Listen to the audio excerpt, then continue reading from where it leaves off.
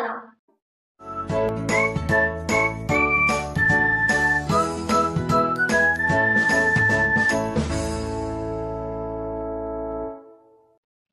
Guys, आज की video का टॉपिक है थायराइड ग्लैंड।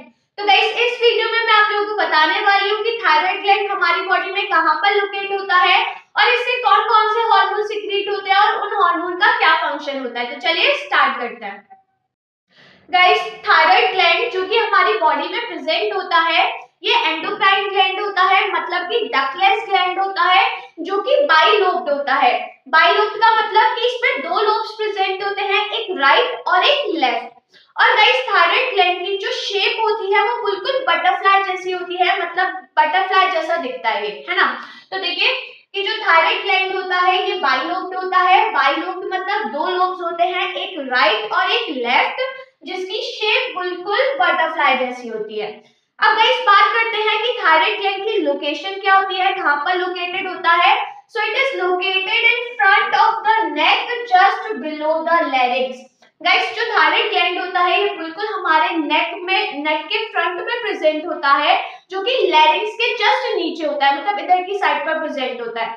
तो गाइस, जैसा कि आप इस डायग्राम में देख सकते हैं, जो बटरफ्लाई शेप जैसा स्ट्रक्चर है ये है हमारा थायराइड ग्लैंड, जो कि बाइलोब्ड होता है। बाइलोब मतलब दो पार्ट होता है इसके, एक राइट और एक लेफ्ट। और गाइस, जो दोनों लोब्स होते हैं ये आपस में इंटरकनेक्टेड रहते हैं और दोनों लोब्स को आपस में कनेक्ट करता है ग्रुप ऑफ टिश्यू, जिसको कहा जाता है इस्थमस।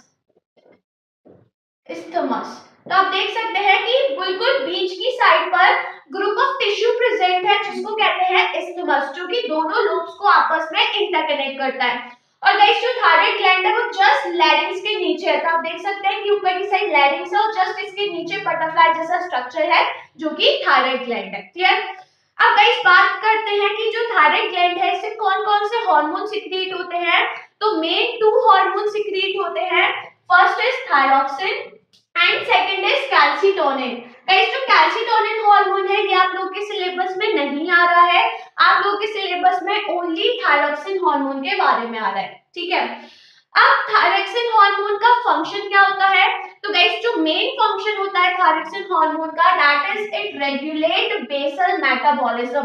जो हमारी बॉडी में बेसल मेटाबॉलिज्म की रेट है उसको ये क्या करता है, रेगुलेट करता है।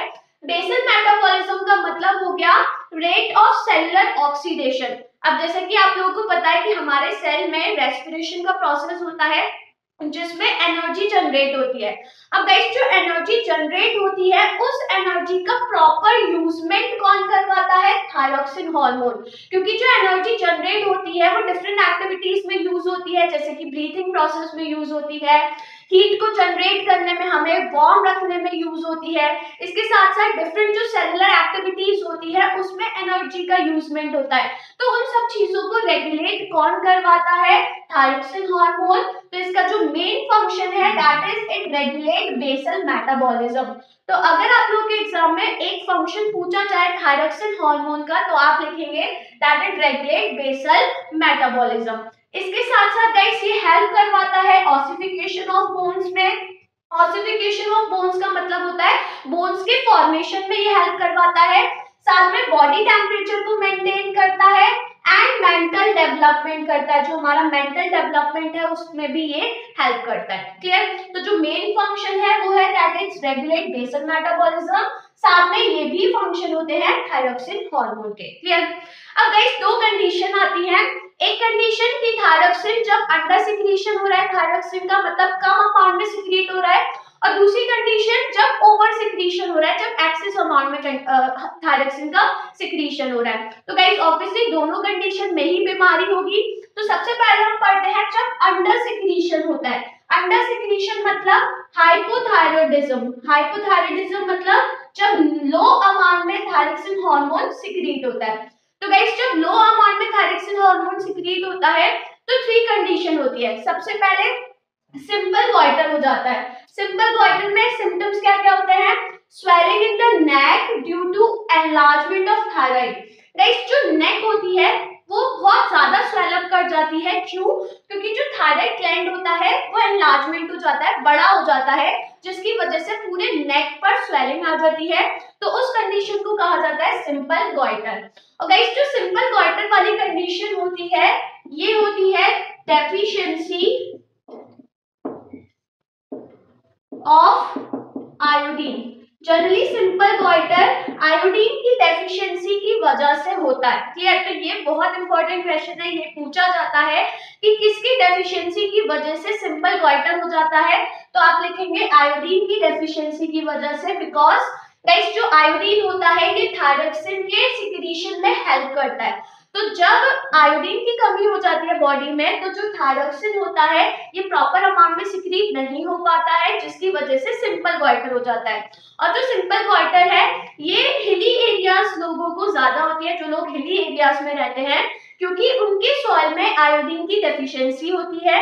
अब सॉइल में आयोडीन की डेफिशिएंसी है तो ऑब्वियसली जो उनका फूड प्रोडक्शन हो रहा है उसमें भी आयोडीन की डेफिशिएंसी रहती है, जिसकी वजह से उन लोगों को सिंपल गॉइटर हो जाता है। तो ये चीज याद रखिएगा, ये रीजन पूछा जाता है कि why simple goitre is common in hilly areas. तो क्योंकि उनके सॉइल में आयोडीन की कमी होती है, फूड प्रोडक्शन में आयोडीन की कमी होती है, तो दैट्स व्हाई उनको सिंपल गॉइटर कॉमनली हो जाता है। Clear? Then guys second condition है क्रेटिनिज्म। क्रेटिनिज्म जो बीमारी होती है ये जनरली बच्चों को होती है। ठीक है, तो ये किसको होती है? चिल्ड्रन को। इसके सिम्टम होते हैं first is dwarfism and second is mental retardation. Guys बच्चों में ड्वार्फिज्म हो जाता है। ड्वार्फिज्म का मतलब होता है कि बच्चों में प्रॉपर ग्रोथ नहीं हो पाती है उनकी, वो छोटे रह जाते हैं, और साथ में मेंटल रिटार्डेशन हो जाता है। मेंटल रिटार्डेशन मतलब मेंटली भी उनकी ग्रोथ नहीं हो पाती है, मींस बॉडी की ग्रोथ भी नहीं हो पाती है और साथ में मेंटली भी वो स्ट्रॉन्ग नहीं हो पाता है। ठीक है, तो ये जो बीमारी होती है ये बच्चों में होती है। तो ये भी क्वेश्चन पूछा जाता है कि बच्चों में कॉमन कौन सी बीमारी होती है थायरॉक्सिन की कमी की वजह से, तो आप लिखेंगे क्रेटिनिज्म। क्लियर? और इसके मेन दो सिम्टम होते हैं, फर्स्ट इज ड्वार्फिज्म कि बॉडी की ग्रोथ नहीं हो पाती है, बच्चे छोटे रह जाते हैं, और मेंटली भी उनकी ग्रोथ नहीं हो पाती। क्लियर? एंड जो लास्ट कंडीशन है दैट इज माइसोडेमा। गाइस जो माइसोडेमा कंडीशन है ये एडल्ट्स में होती है। ठीक है, इसके जो सिम्टम्स होते हैं that is sluggishness with swelling of the face and hand. Guys sluggishness का मतलब होता है कि झुर्रियां पड़ जाती हैं, साथ में फेस और हैंड पर स्वेलिंग हो जाती है। तो ये जो कंडीशन होती है ये एडल्ट्स में होती है। क्लियर? तो चिल्ड्रन में कौन सी कंडीशन होती है? क्रेटिनिज्म, एंड एडल्ट्स में माइसोडेमा, जिसके सिम्टम्स होते हैं स्लगिशनेस मींस झुर्रियां पड़ जाती हैं और फेस और हैंड पर स्वेलिंग हो जाती है। तो ये तीनों कंडीशन हो गई अंडर सिक्रीशन ऑफ थायरॉक्सिन। अब आते हैं ओवर सिक्रीशन की, जब थायरॉक्सिन का एक्सेस अमाउंट में सिक्रीशन हो रहा है तब क्या होता है? तो ओवर सिक्रीशन को हाइपरथायरॉयडिज्म भी कहा जाता है। हाइपर का मतलब कि जब एक्सेस अमाउंट में थायरॉक्सिन हार्मोन सिक्रीट हो रहा है तो फिर क्या होता है? तो गाइस इस केस में एक कंडीशन होती है जिसको कहा जाता है एक्सोप्थैल्मिक गॉइटर। बहुत इंपॉर्टेंट है, जनरली इस पे क्वेश्चन पूछा जाता है कि जब थायरॉक्सिन हार्मोन का ओवर सिक्रीशन होता है तो कौन सी कंडीशन होती है? तो आप लिखेंगे एक्सोप्थैल्मिक गॉइटर। अब गाइस एक्सोप्थैल्मिक जो गॉइटर होता है इसका मेन जो सिम्टम होता है that is protruding eye. Guys protruding eye का मतलब होता है कि जो आईज होती है वो बहुत बड़ी बड़ी हो जाती है और बाहर की तरफ निकल आती है। ठीक है, तो प्रोट्रूडिंग आई मतलब कि आई बड़ी हो जाती है और थोड़ी बाहर की तरफ आ जाती है। इसके साथ साथ इसमें इंक्रीज्ड मेटाबॉलिज्म, जो मेटाबॉलिज्म रेट है, जो एक्टिविटीज सेलुलर एक्टिविटीज हो रही है, सेलुलर रिएक्शन हो रही है वो बढ़ जाती है, बहुत ज्यादा अमाउंट में होती है। देन इसके साथ साथ शॉर्टनेस ऑफ ब्रीथिंग प्रॉब्लम हो जाती है, रेस्टलेसनेस मतलब कि थकान जैसा महसूस होता है। देन रैपिड हार्ट बीट, जो हार्ट बीट होती है वो बहुत ज्यादा तेज हो जाती है। इसके साथ साथ गॉइटर इन द नेक, जो नेक होता है इसमें गॉइटर फॉर्म हो जाता है, मींस नेक पर स्वेलिंग आ जाती है। तो ये सारे सिम्टम्स होते हैं जब थायरॉक्सिन हार्मोन का ओवर सिक्रीशन होता है, जब ज्यादा अमाउंट में सिक्रीशन होता है। क्लियर? तो गाइस ये सारी कंडीशन याद रखिएगा, दोनों हार्मोन के नेम याद रखिएगा। कैल्सिटोनिन तो आप लोगों के सिलेबस में है नहीं, देन थायरोक्सिन का फंक्शन, और जब इसका अंडर और ओवर सिक्रीशन होता है तो कौन कौन सी कंडीशन होती है, साथ में उनके सिम्टम्स। क्लियर? तो गाइस ये नोट कर लीजिए। गाइस अगर आपको ये वीडियो पसंद आई हो तो वीडियो को लाइक करिए, शेयर करिए, और अगर आपने अभी तक मेरा चैनल सब्सक्राइब नहीं करा है तो फटाफट से चैनल को सब्सक्राइब करिए।